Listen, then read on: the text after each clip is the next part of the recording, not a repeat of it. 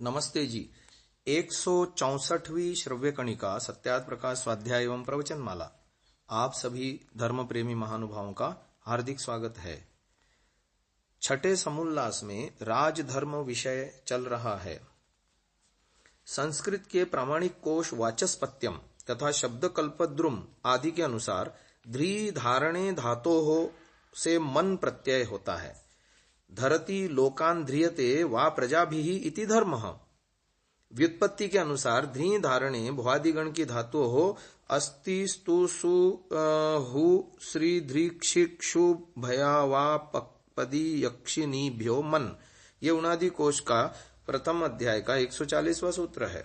प्रथम पाद का 140वां सूत्र है। ध्रियते सुख प्राप्तये सेव्यते सधर्मः पक्षपात रहितो न्यायः। ये उनादि कोश की व्याख्या है।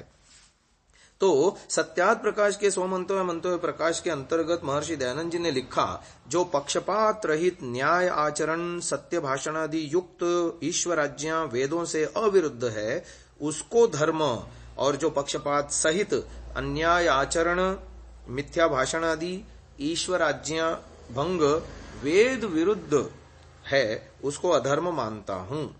तो धर्म का राजनीति से कोई संबंध नहीं होना चाहिए अथवा राज्य को धर्म निरपेक्ष होना चाहिए, यह उद्घोष धर्म के गूढ़ अर्थ को न समझने के कारण किया जाता है। धर्म के जिस स्वरूप का निर्देश ऋषि दयानंद ने किया उसकी उपेक्षा के कारण ही आज राजनीति दूषित हो गई और समाज पापाचार में लिप्त हो गया। यदि पुरुष में नारी के गुण आ जाएं तो वह देवता बन जाता है। इसके विपरीत यदि नारी में पुरुष के गुण आ जाएं तो वह कुलटा हो जाती है। इसी प्रकार यदि राजनीति में धर्म आ जाए तो वह पवित्र हो जाती है, और इसके विपरीत यदि धर्म में राजनीति आ जाए तो वह मनुष्य के लिए भयानक रूप से घातक हो जाता है। जिसे आज राजनीति कहा जा रहा है प्राचीन भारतीय वाङ्मय में, और यहाँ उसे राजधर्म के नाम से अभिहित किया गया है। यहाँ राजधर्म में यथा तथा ऋग्वेदादि भाष्य भूमिका में राज प्रजा धर्म में धर्म शब्द का प्रयोग बड़े व्यापक अर्थों में हुआ है। कर्तव्य, औचित्य, व्यवहार, आचरण, इन सभी भावों को इस प्रयोग में सन्निविष्ट किया गया है। जैसे राजा के बिना प्रजा की और प्रजा के बिना राजा की कल्पना ही नहीं की जा सकती, वैसे ही कर्तव्य के बिना अधिकार की और अधिकार के बिना कर्तव्य का व्यवहार नहीं हो सकता। इसीलिए इस समुल्लास में राजा और प्रजा, उनसे संबंधित सभा समितियों के कर्तव्य अधिकारों, प्रशासनिक स्तर पर विभिन्न राजकीय विभागों, राज्य की रक्षार्थ सेना, वित्तीय आवश्यकताओं, न्यायालयों, विदेश नीति आदि सभी विषयों पर विस्तृत विवेचन हुआ है। वेदो अखिलो धर्ममूलम मनुस्मृति, ये गौतम धर्म सूत्र में भी यही है, वेदो धर्ममूलम। और महाभारत शांति पर्व में भी 3 जगह आया है। मनुस्मृति में आया है स सर्वोभिहितो वेदे सर्वज्ञानमयो हि सह।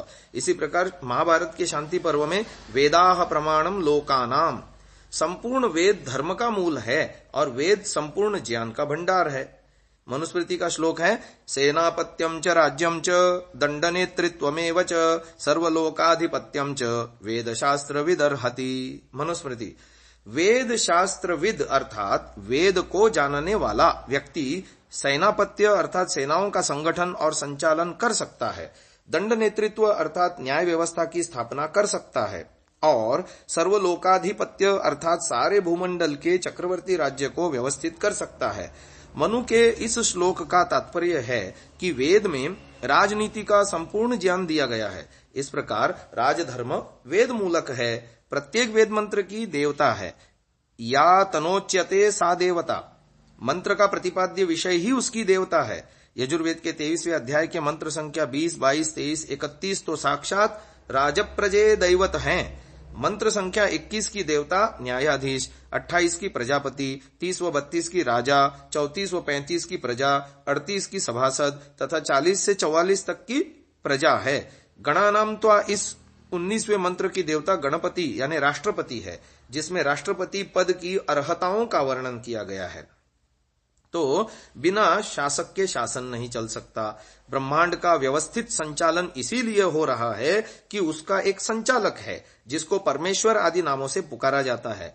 भूतस्य जातः पतिरेक आसीत, यजुर्वेद। इस अखिल ब्रह्मांड का अधिपति प्रजापति व राजा एक ही है। अनेक होते तो सुचारू रूप से संचालन न हो पाता। ब्रह्म का लक्षण करते हुए बादरायण महर्षि वेदव्यास जी ने वेदांत में लिखा, जगत व्यापार वर्जम प्रकरणाद सन्निहितत्वाच्च। इस सूत्र के भाष्य में आचार्य शंकर ने लिखा कि जगत की उत्पत्ति आदि जो तो नित्य सिद्ध परमेश्वर का अधिकार है, यह कार्य तो ईश्वर मुक्तात्माओं के अधिकार में भी नहीं देता, कारण जीवात्मा अनेक हैं। यदि उन्हें उत्पत्ति आदि का अधिकार दे दे तो उनमें से कोई सृष्टि को उत्पन्न करना चाहेगा और कोई उसका संहार करना चाहेगा। इस प्रकार परस्पर विरोध के कारण सृष्टि के कार्य में बाधा पड़ेगी। इसलिए समस्त ब्रह्मांड में परमेश्वर का एक छत्र राज्य है। वह परमात्मा अपनी महिमा से, अपने असीम सामर्थ्य और उच्चतम गुणों के कारण इस जगत का एकमात्र राजा है। महित्वैक इद राजा जगतो बभूव, यह अन्य एक यजुर्वेद मंत्र की सूक्ति है। अब यथा ब्रह्मांडे तथा पिंडे, जिस प्रकार संपूर्ण ब्रह्मांड में एक सम्राट परमेश्वर का शासन है, सम्राडसी ये यजुर्वेद का वचन है, वैसे ही मनुष्य समाज में अपने अपने सीमित क्षेत्र में शासन करने वाले सर्वोच्च व्यक्ति को उसके गुणों के कारण राजा नाम से अभिहित किया जाता है। ऋग्वेद 5:66 में शासन को बहुपाय्य अनेकों की सहायता से चलने वाला बताया गया है। मनुस्मृति के आधार पर ग्रंथकार ऋषि दयानंद ने लिखा, विशेष सहाय के बिना जो सुगम कर्म है वह भी एक के करने में कठिन हो जाता है। यानी बिना सहायता के, कहते हैं ना, लोक में प्रचलित वाक्य है कि अकेला चना भाड़ नहीं फोड़ता वाली बात है। जब ऐसा है तो महान राज्य कर्म एक से कैसे हो सकता है। इसीलिए एक को राजा और एक की बुद्धि पर राज्य के कार्य का निर्भर करना बहुत ही बुरा काम है। इसलिए अब 3 सभाओं के निर्माण की बात कही जा रही है। ऋग्वेद का मंत्र ऋषि दयानंद दे रहे हैं प्रथम छठे समुल्लास में, त्रीणि राजानां विदते पुरूणि परिविश्वानि भूषथः सदांसी। यह ऋग्वेद मंडल 3 सूक्त 38 छठा मंत्र है। अर्थ लिखते हैं, ईश्वर उपदेश करता है कि राजा और प्रजा के पुरुष मिलके विदथे सुख प्राप्ति और विज्ञान वृद्धि कारक राजा प्रजा के संबंध रूप व्यवहार में त्रीणि सदांसी 3 सभाएं अर्थात विद्यार्य सभा, धर्मार्य सभा, राजार्य सभा नियत करके पुरूणी बहुत प्रकार के, विश्वानि समग्र प्रजा संबंधी मनुष्यादि प्राणियों को, परिभूषथः सब ओर से विद्या, स्वातंत्र्य, धर्म, सुशिक्षा और धनादि से अलंकृत करें। फिर आगे एक और मंत्र दिया जा रहा है, तम सभा च समितिश्च सेना च, अथर्ववेद।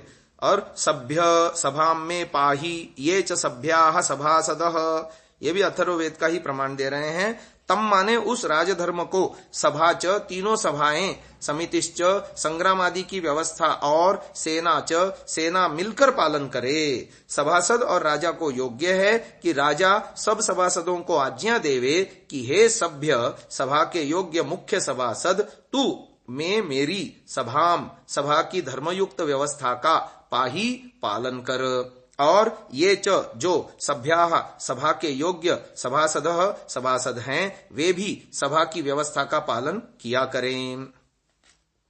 तो ये कितनी बढ़िया बातें आ रही हैं। महानुभाव ऋषि दयानंद ने वेद मंत्र को उद्धृत करके राज्य कार्य का संचालन करने के लिए 3 सभाएं नियुक्त किए जाने का निर्देश किया है। मंत्र में आए राजानाम तथा भूषतः शब्दों से स्पष्ट है कि इन सभाओं की नियुक्ति का अधिकार केवल राजा को नहीं है। राजाना शब्द द्विवचनांत है। द्विवचनस्याकारादेशच्छान्दसः, क्रियापद भूषतः भी द्विवचनांत है। इस प्रकार यहाँ राजा 9 पद से राजा और प्रजा दोनों का ग्रहण होता है। तदनुसार ही इस मंत्र का अर्थ करते हुए राजा और प्रजा के पुरुष, इस प्रकार ऋषि दयानंद ने अर्थ लिखा। इसका तात्पर्य यह है कि ये 3 सभाएं राजा द्वारा मनोनीत नॉमिनेटेड न होकर संयुक्त रूप से राजा और प्रजा के प्रतिनिधियों द्वारा नियुक्त होंगी।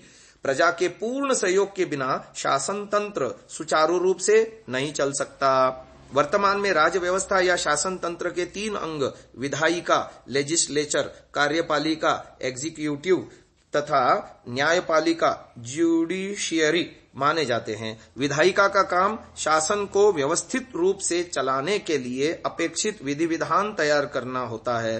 कार्यपालिका का काम निर्धारित विधि विधान के अनुसार कार्य करना होता है तथा न्यायपालिका का काम दोनों को नियंत्रित करना होता है।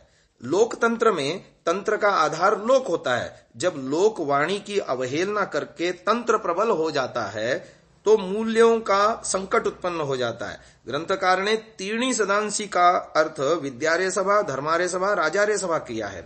ऋग्वेदादि भाष्य भूमिका में इन्हें राजार्य सभा, आर्य विद्या सभा तथा आर्य धर्म सभा नामों से अभिहित किया है। महामहोपाध्याय पंडित युधिष्ठिर मीमांसक ने ऋग्वेदादि भाष्य भूमिका के संपादन में जो टिप्पणी दी है उसको हम अगली श्रव्य कणिका में सुनेंगे। अब के लिए इसको यहीं विराम देते हैं। ओम।